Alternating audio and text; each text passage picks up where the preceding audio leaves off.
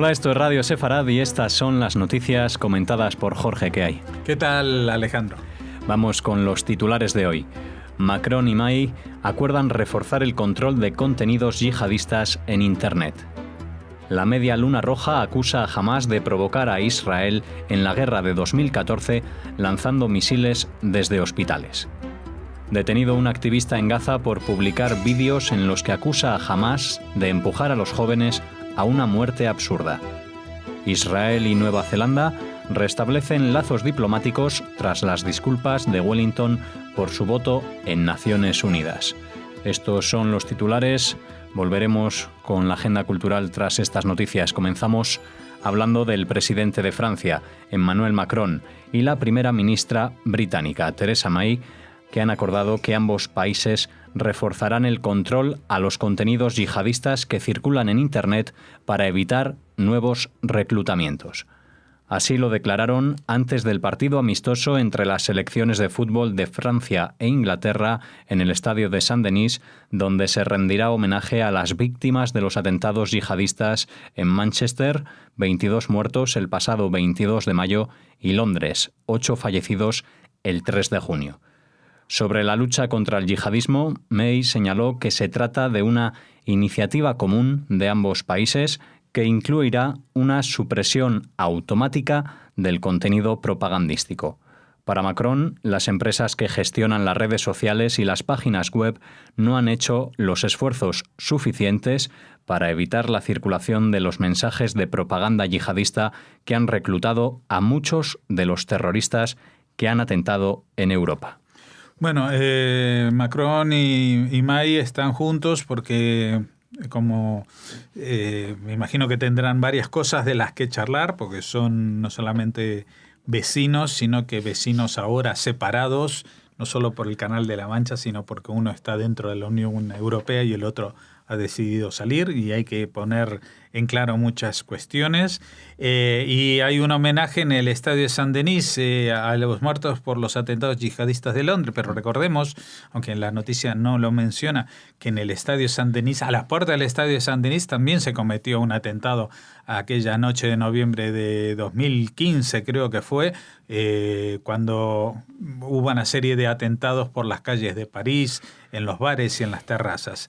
Con lo cual, pues el fútbol está uniendo a estos dos países en un amistoso y aprovechan la ocasión para hablar de otros temas también de interés. Ahora, la declaración de que ambos países reforzarán el control a los contenidos yihadistas, a mí me gustaría saber más detalles, porque hasta donde yo tengo entendido, el control de los contenidos en Internet no depende de las naciones, no depende de la legislación de las naciones ni de los servicios policiales, etcétera, de las naciones, sino que es cuestión solamente de las empresas que lo gestionan. Y si se van a poner muy tiquismiquis con empresas como Facebook o Twitter, pues ya sabemos que hay muchas otras empresas, especialmente las creadas en Rusia, que ofrecen alternativas descontroladas de alguna manera para seguir haciendo lo mismo. Por ejemplo, hay una que se llama Telegram, que es la que utilizan todos los yihadistas en vez del WhatsApp normal, porque está el código del mensaje está cifrado. Entonces, la pregunta es, ¿van a hacer algo en serio o vamos a tener una nueva versión más joven de lo que hacía François Hollande, de grandes palabras, vamos a combatir, vamos a esto, vamos a lo otro, y después resulta que no pueden hacer nada? Es algo que en el resto del continente y en el mundo se llama populismo, y la verdad que este populismo, estas promesas que no se pueden cumplir, se está infiltrando no solamente en los partidos de extremistas, de derecha o de izquierda, sino en partidos eminentemente centristas como el de Emmanuel Macron. A mí me gustaría creer que van a poder hacer algo, pero como no me lo expliquen, creo que es una fantochada, aunque sea pronunciada por el presidente de Francia y la primera ministra británica. Aquí lo que sí dicen es que incluirá una supresión automática del contenido propagandístico. ¿Qué es una supresión automática? Es decir, que va a haber algún cortafuegos en los servidores franceses e ingleses que impidan el acceso a determinados otros servidores o mensajes que contengan ciertas palabras. Pues esto va a ser bastante más complicado de lo que se piensan o de lo que les han contado sus asesores informáticos a estos dos presidentes o jefes de gobierno. La Media Luna Roja, organización de ayuda humanitaria de los Emiratos Árabes Unidos, ha acusado a Hamás de haber provocado a Israel al lanzar misiles desde los hospitales donde ellos operaban durante la guerra de 2014 y con ello obstaculizar la ayuda humanitaria en la zona. Así lo declaró el secretario general de la Media Luna Roja, quien relató que un equipo de la organización estaba trabajando en su hospital de campaña en la Franja de Gaza durante la operación Margen Protector, cuando miembros de Hamás empezaron a provocar a las fuerzas israelíes lanzando cohetes desde aquel hospital. Los israelíes entonces bombardearon el edificio desde donde se disparaban los misiles, saboteando de ese modo la distribución de ayuda humanitaria. Y añadió, Hamás siempre dice que el enemigo tiene como objetivo a los enviados humanitarios, pero fueron ellos quienes nos traicionaron. Sí, y esto es sorprendente porque es como se dice en español, llueve sobre mojado. A Hamás le están creciendo los enanos.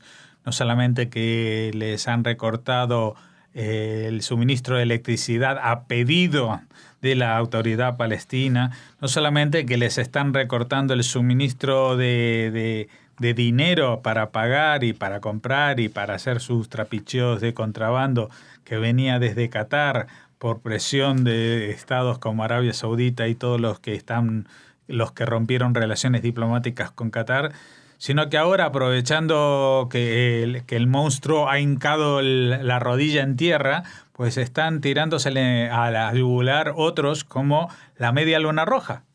Y ayer hablábamos incluso de que la UNRWA había emitido un informe por el cual admitían que Hamás había construido un túnel entre dos escuelas de este organismo de Naciones Unidas. Es decir, todo por lo cual lo que Israel denunció en el año 2014 y que todo el mundo lo atribuía simplemente a propaganda sionista, imperialista, de los malos malísimos que dicen que la gente, que los palestinos sacrifican a sus hijos y que disparan desde hospitales y que disparan desde colegios, etcétera. Todo eso es no solamente que es verdad, sino que lo están diciendo los propios organismos árabes. Esto es la Media Luna Roja, no es la Cruz Roja. La Cruz Roja tiene la sede en Suiza. La franquicia en el mundo musulmán es la Media Luna Roja, que tiene su central en Emiratos Árabes Unidos y que estaban en la Franja de Gaza. Tenían hospitales y tenían personal sanitario trabajando allí durante ese conflicto bélico. Y lo que ellos cuentan ahora, que no sabemos muy bien por qué tardaron 3 años en empezar a contarlo, es que desde los hospitales que ellos estaban cuidando a los enfermos, venían los de Hamás y desde allí disparaban, escudándose en el hospital, porque aparte, si Israel respondía, pues ellos podían presentarlo en los medios como qué cabrones estos israelíes que bombardean hospitales, algo que no hacían, incluso seguramente alguno dirá que no lo hacían ni los nazis.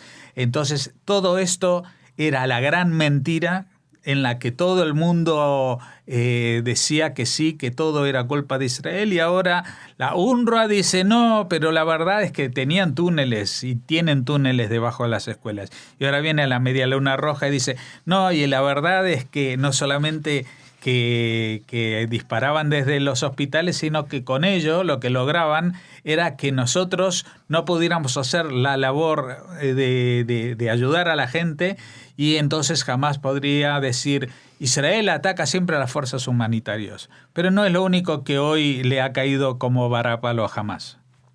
La familia del joven palestino Mohamed Al-Taluli informó a grupos de derechos humanos en Gaza de que Hamás lo detuvo después de que subiera un vídeo a YouTube acusando al grupo terrorista islámico de empujar a los jóvenes a la muerte, al enviarlos a manifestarse en la frontera con Israel.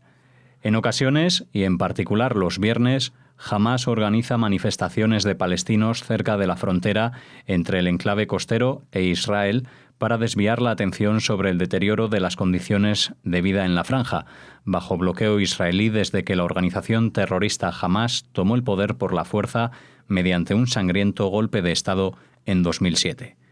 En la última semana han muerto 2 palestinos en enfrentamientos con los soldados israelíes durante estas manifestaciones a las que Hamás insta a participar. Sí, porque decíamos que a Hamás le está cayendo de todo, de parte de la autoridad palestina, de parte del corte de financiación de Qatar e incluso de la Media Luna Roja, y ahora que tiene una rebelión interna, los activistas contra Hamás dentro de la Franja de Gaza, y no estamos hablando activistas todavía más radicalizados como pueden ser los de Daesh o de la Yihad Islámica, que son los perros rabiosos que controla Hamás, y cuando quiere asustar a Israel pues le dice, pues por mí puedes disparar algún cohete, yo no he sido, pero les deja disparar a ellos. Pues ahora resulta que empiezan a haber respuestas que ponen en duda la bondad del liderazgo de Hamás en la Franja de Gaza, y que lo hacen publicando en YouTube. Y ahora todo el mundo ve que lo que está pasando es una burda manipulación de la población palestina, y lo están denunciando los propios palestinos. ¿Qué es lo que hace Hamás? Cada viernes, que es el día sagrado y el día de descanso, una vez que terminan de rezar, Hamás recluta a los jóvenes a la salida de las mezquitas y los acerca a la frontera con Israel. Cuando quiere decir que los acerca, quiere decir que los deja pegaditos a la alambrada, que es la zona en la cual los soldados israelíes no pueden permitir que haya peligro de que traspasen las fronteras. Y cada vez se acercan más y más y más, y vienen en plan de que vamos a pasar, con sus cánticos de vamos a destrozar Israel, y en algún momento pues se producen problemas como que los soldados disparan gases de humo, bombas lacrimógenas o como se llame, etcétera, etcétera. Incluso pueden haber desde el lado palestino alguien que se le ocurra disparar alguna bala o algún petardo, y entonces ya se lía y hay un tiroteo y caen los palestinos. No es que estén desprotegidos, es que Hamás los manda justamente en esa situación para que les disparen, para que tener lo que mostrar no solamente a las televisiones del mundo, miren, están matando palestinos que están dentro de la frontera de Gaza. Sí, están dentro de la frontera de Gaza intentando pasar a la de Israel, pero lo están haciendo simplemente también para el mercado interno, para el consumo interno de los palestinos en Gaza.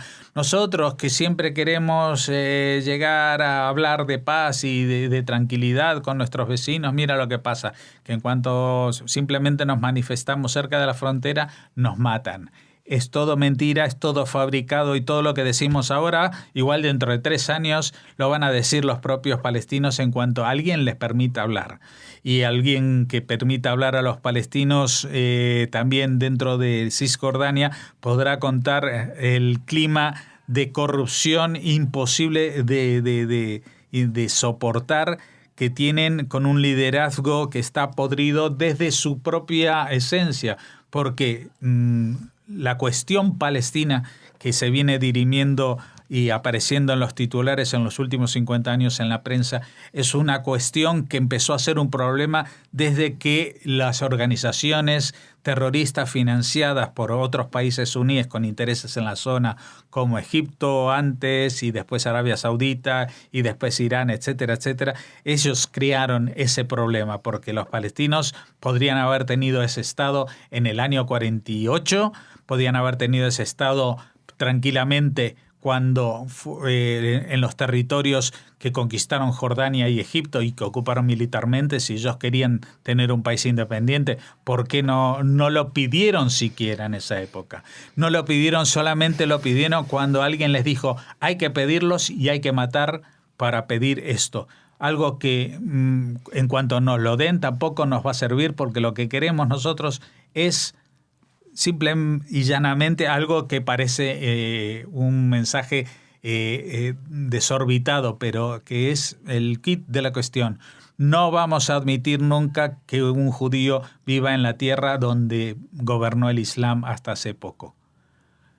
Ellos han tenido que tragar con sapos en la historia, como que España reconquistó, los reinos cristianos reconquistaron España, y han tenido que tragar otras pérdidas como la del Imperio Otomano, pero el hecho de que los judíos vuelvan a vivir en la tierra que fue de ellos, eso es algo que han pasado 100 años y no son capaces de admitir, y lo lamento por ellos, porque la realidad es la realidad y los judíos nos vamos a quedar allí. Los gobiernos de Israel y Nueva Zelanda han acordado este martes restablecer sus lazos diplomáticos meses después de su disputa por el apoyo de Wellington a una resolución del Consejo de Seguridad de Naciones Unidas condenando los asentamientos en Cisjordania y Jerusalén Este. El embajador israelí regresará a la capital de Nueva Zelanda un día después de que el primer ministro neozelandés, Bill English, se disculpara por los daños causados por su postura ante el organismo internacional. La resolución fue la misma que fue aprobada con la abstención de Estados Unidos. Sí, todos recordarán que eso pasó, creo que fue en noviembre de 2016. A Obama le quedaba no más de un mes de gobierno y hizo un cambio de postura en el Consejo de Seguridad de Naciones Unidas y permitió, con su abstención, que nunca se había abstenido, siempre había vetado ese tipo de resoluciones unilaterales contra Israel de condena de los asentamientos y de su propio hecho existencial, pues quizás envalentonado por la posición tan beligerante de Estados Unidos en los últimos días de la administración Obama, pues la gente de Nueva Zelanda también decidió sumarse y votó a favor de esa condena. Algo que, siendo un país que tiene relaciones diplomáticas con Israel, pues exigió una respuesta del gobierno de Jerusalén que consistió en retirar su embajador. Porque si alguien dice de que el país que está allí, el embajador es el embajador de un país que no tiene derecho a existir, entonces tampoco tienen derecho a haber relaciones diplomáticas. Evidentemente esta situación era anómala y los que más tenían que perder de esta situación pues han sido, y lo han corroborado, los propios neozelandeses, porque a ellos esta condena a Israel no les abrió las puertas de absolutamente nada y simplemente los unió al club de los perdedores y del club de los países que condenan automáticamente y como zombies ante resoluciones en los organismos de Naciones Unidas. Ellos hace pocos meses después, creo que Netanyahu estuvo de gira por la zona, creo recordar que estuvo por algunos países del área, y habrán visto que se abrieron nuevas formas de colaboración, de contratos económicos, de contactos culturales con Israel, que ellos no pudieron disfrutar ni aprovechar porque justamente se encontraban en este impasse. Ahora, el primer ministro neozelandés, el jefe de gobierno, ha pedido disculpas a Israel por esta resolución. Yo estoy esperando también que alguna vez el gobierno español, por ejemplo, también pida disculpas por haberse abstenido cuando se decía en la UNESCO, por ejemplo, que Jerusalén no tiene nada que ver con el pueblo judío. Bien, pues aquí terminamos las noticias. Ahora hacemos una pausa y volvemos con la agenda cultural.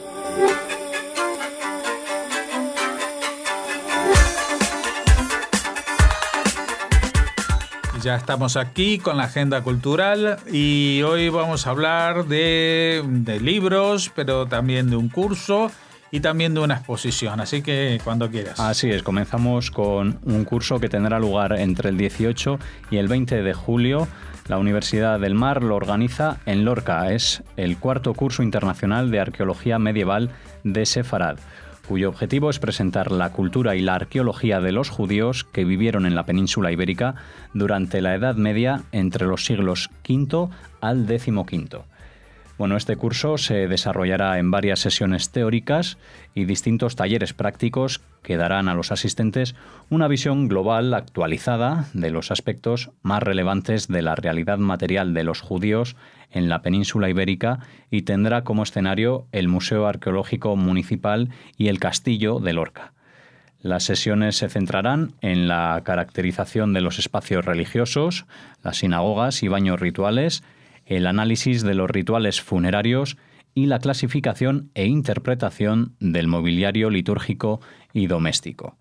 La presente edición contará con reputados especialistas en la materia como Jonathan Ray, de la Universidad de Georgetown, Alfonso Vigil Escalera Guirado, de la Universidad de Salamanca, Guillermo García Contreras Ruiz, de la Universidad de Granada, y Sergio Vidal Álvarez, del Museo Arqueológico Nacional. Estarán dirigidos por el profesor de Historia Medieval, Jorge Eiroa, y el director del Museo Arqueológico Municipal, Andrés Martínez. Como ven, un curso de muy alto nivel que se hace en un sitio que tiene un interés especial porque Lorca está desde hace años implicado en la reivindicación y en la recuperación de esas huellas palpables, concretas de la presencia judía, porque siempre hablamos de la presencia judía en España en términos un poco etéreos, ¿no? Pero aquí este curso se centra justamente en descubrir e identificar entre los edificios, por ejemplo, cuál pudo haber sido una sinagoga, cuáles son las características que tiene un mikve para saber si lo hubo, si lo que se encuentra es algo de eso, o por ejemplo el tema de los rituales funerarios, ya que en no pocas ocasiones en España, especialmente cuando se van a trabajar en tierras de labranza abandonadas de alguna manera, por ejemplo para construir una carretera, pues se descubren necrópolis judías y cómo saber que realmente lo son, ¿no? ¿Cuáles son los signos? Pues esto es la arqueología de Sefarad, esta arqueología de Sefarad que cada vez está formando a nuevas generaciones de técnicos con mayor información y materiales para descubrir y sacar a la luz este pasado que estamos pisando cada día que transitamos por esta España. Y ahora continuamos con un libro, porque la editorial El Acantilado edita La apasionada vida de Modigliani, el de Andrés Salmón, en traducción de Manuel Arranz, que narra la apasionada vida de Amedeo Modigliani, artista angustiado que combatió la desgracia con toda su innata nobleza, cuyo destino se cumplió en Francia durante los años locos en Montparnasse, nuevo centro de la bohemia artística. El poeta y crítico de arte Andrés Salmón, amigo y compañero de Modigliani, recuerda al pintor en este libro, en el que, como si de una novela se tratara, pinta un magnífico fresco de la extravagante y tumultuosa vida en París a principios del siglo XX. Bueno, un libro que recomendamos porque es un libro que no es una novela sobre la vida de Modigliani que se ha escrito ahora, sino una especie de biografía o un panegírico del Modigliani que conoció personalmente a Andrés Salmón, y los dos, aparte de vivir esta vida de bohemia artística, compartían el mismo origen judío. Bueno, y para terminar hablamos de una exposición que se presenta en el Museo Judío de Berlín. Se titula Cherchez la Femme, hasta el 2 de julio. En los años 1950 y 1960, los iconos de estilo como Grace Kelly llevaban el velo como un accesorio de moda. Hoy en día, el contexto religioso es la principal razón por que las mujeres cubren su cabello. Estas tradiciones se remontan a tiempos antiguos, cuando el Estado y la moda determinaron los velados de las mujeres y el pelo todavía era considerado como demasiado íntimo para ser mostrado en público por muchas culturas. La exposición Cherchez la Femme presenta una amplia gama de ideas y opiniones con respecto a la cabeza y el revestimiento del cuerpo en el judaísmo, el cristianismo y el islamismo. Sí, la verdad que es una manera original de abordar las diferencias entre estas tres culturas, estas tres religiones, en el tema de cómo visten y revisten a la mujer en público, ¿no? El tema de, por ejemplo, cómo se cubren las cabezas o el resto del cuerpo, pues todo lo que llega a esto que hemos conocido y se ha popularizado tanto en los últimos años del burka como la peor expresión del sometimiento de la mujer por preceptos religiosos. Todo esto presentado en el Museo Judío de Berlín. Los que en estas vacaciones se acerquen a pasarlas un poquito más fresquitas al norte del continente. Los que nos escuchen desde allí, igual tenemos oyentes allí. Seguro que tenemos oyentes en Berlín, pero ellos seguramente también se habrán enterado. Pero si no, los que vayan de paseo, sepan que en el Museo Judío de Berlín no solamente tienen ese particular monumento a las víctimas del Holocausto, Daniel Libeskind, con los monolitos apilonados en el exterior, sino que también en el interior hay exposiciones muy interesantes como esta. Como esta hasta el 2 de julio. Muy bien, Jorge, pues con esto cerramos y volveremos ya mañana. Hasta mañana.